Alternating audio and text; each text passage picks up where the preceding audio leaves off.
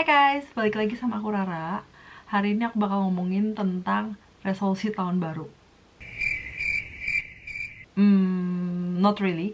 Jadi aku bakal ngomongin soal no buy and low buy year.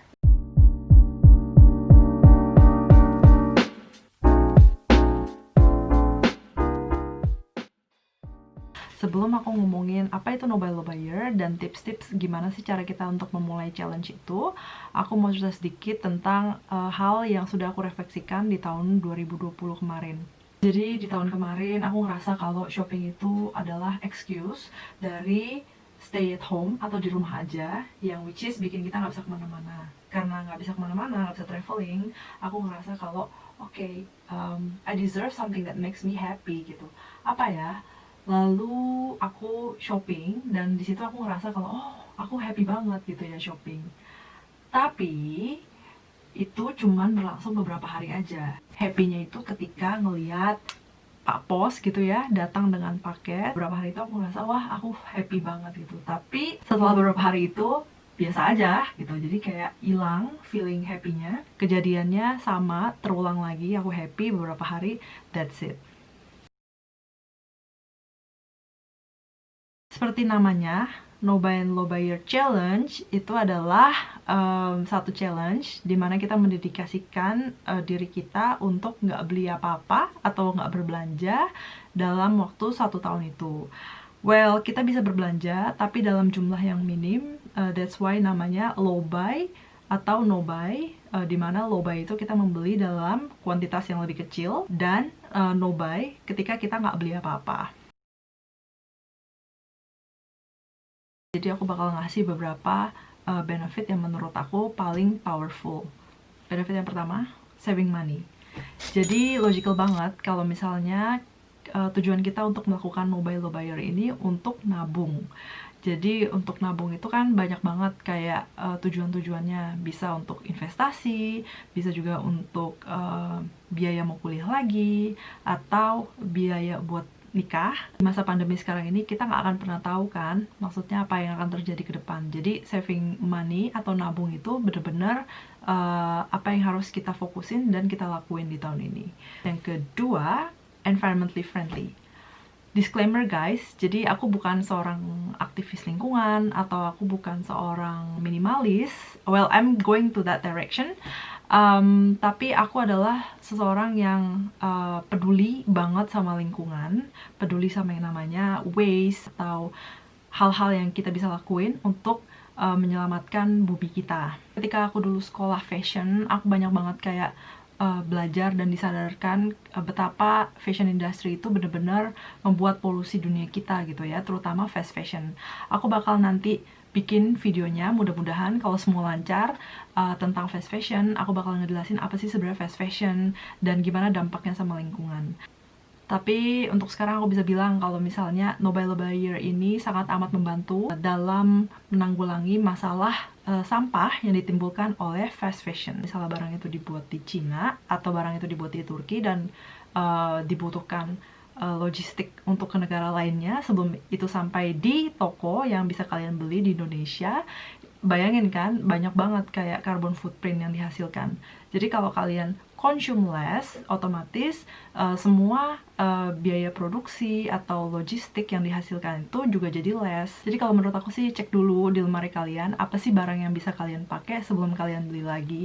Jangan sampai kalian beli barang yang kelihatan trendy tapi sebenarnya fungsinya itu mirip-mirip sama apa yang udah ada di lemari kalian. Benefit yang ketiga adalah untuk meriset consumerism tendencies di pikiran kalian, alias untuk meriset semua mental hedonism di dalam diri kita. Jadi sama seperti puasa, kalau di No Buy Low Buy Year ini kita menahan hawa nafsu kita, mengontrol pikiran kita untuk nggak beli barang-barang yang sebenarnya kita nggak butuh. Kalau puasa kan kita menahan hawa nafsu dari segala godaan, dan benar-benar fokus sama tujuan kita supaya kita lancar terus puasanya nggak batal. Sama seperti itu, No Buy and Low Buy Year ini juga satu exercise yang benar-benar mengharuskan kita untuk fokus sampai pada tujuan akhirnya, yaitu meriset segala pikiran kita tentang berbelanja dan spending habits kita ke depannya.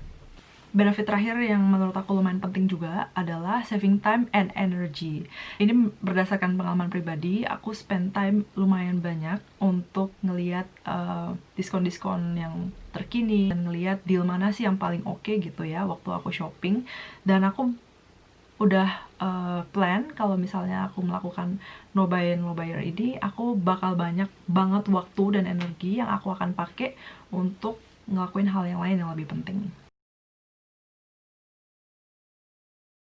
Coba ambil kertas, tulis di kertas itu apa sih sebenarnya goal kalian dari no buyer challenge ini. Kalau buat aku pengen banget goal aku yang pertama itu supaya aku bisa mereset spending habit aku dan aku bisa menjadi orang yang lebih less konsumtif dan lebih mindful ketika berbelanja. Goalku yang kedua, aku pengen banget nabung untuk masa depan. Kita nggak pernah tahu ya apa yang akan terjadi ke depan, jadi aku pengen banget nabung.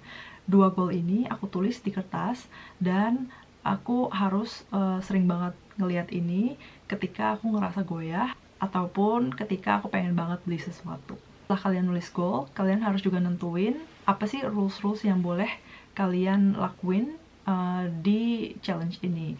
Jadi kertasnya dibagi dua, kalian tulis di sebelah kiri barang-barang apa aja yang boleh kalian beli, dan di sebelah kanan barang-barang apa aja yang kalian harus skip di tahun ini. Kalau untuk aku yang di sebelah kiri, yang pertama aku akan tulis food and takeaway food. Makanan itu penting banget, jadi aku benar-benar nempatin makanan itu di prioritas nomor satu aku, barangnya aku boleh beli. Jadi karena di sini masih lockdown, kita nggak boleh makan di restoran, makanan semua harus di take away, jadi aku nulisin itu juga. Dan yang kedua, aku boleh beli experience atau vacation. Kenapa experience dan vacation? Menurutku experience itu adalah satu-satunya barang yang kita boleh beli dan kita boleh experience ya, dan kita jadikan itu sebagai pengalaman yang benar-benar membuka wawasan kita gitu. Dan traveling itu menurutku juga sesuatu yang kita bayar tapi kita nggak harus bawa pulang itu sebagai barang gitu, tapi itu akan selalu ada di memori kita dan itu benar-benar kayak sesuatu yang akan kita kenang terus nantinya. Yang ketiga, aku boleh beli buku karena aku suka banget baca buku, jadi menurutku buku itu harus ada di list yang aku boleh beli tahun ini. Yang keempat itu adalah gifts atau kado untuk orang lain. Jadi bahasa cinta setiap orang itu beda-beda. Dan untuk aku, bahasa cintaku sendiri adalah memberikan kado atau gifts kepada orang lain.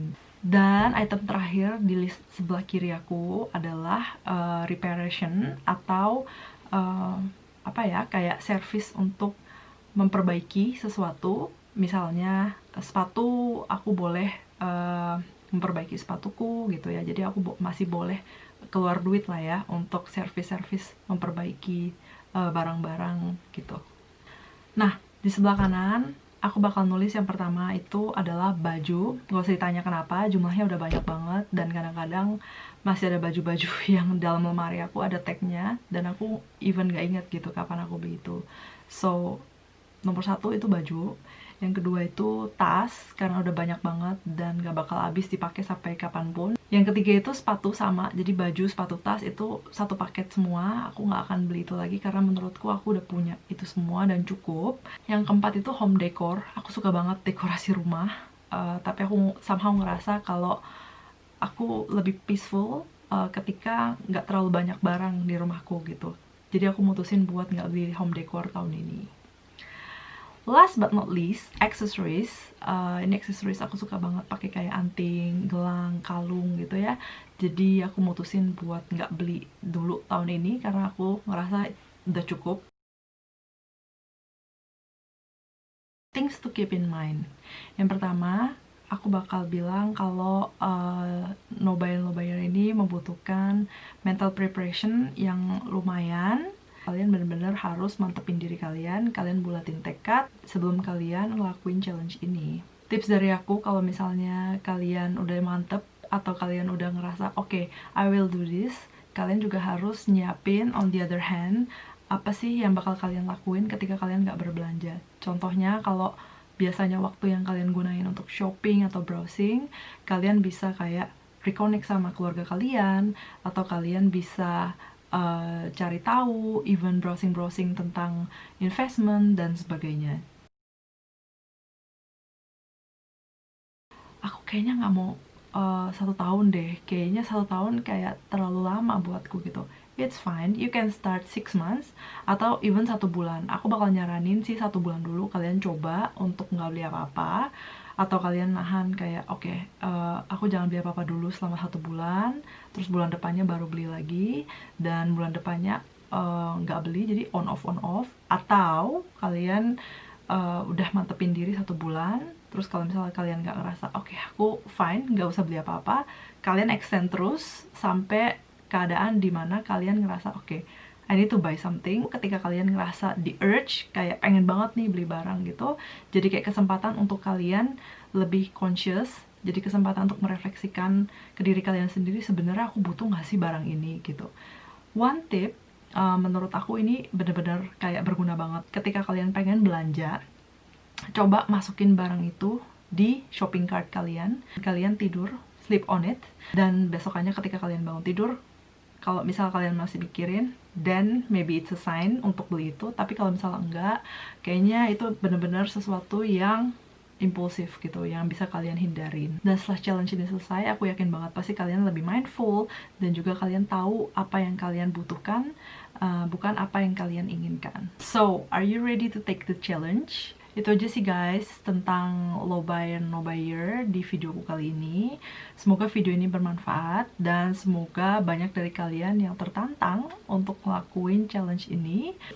Like kalau kalian suka video ini, dan jangan lupa di subscribe ya kalau kalian gak mau ketinggalan update video tentang ethical fashion dan tips-tips putar slow living. Thank you for watching.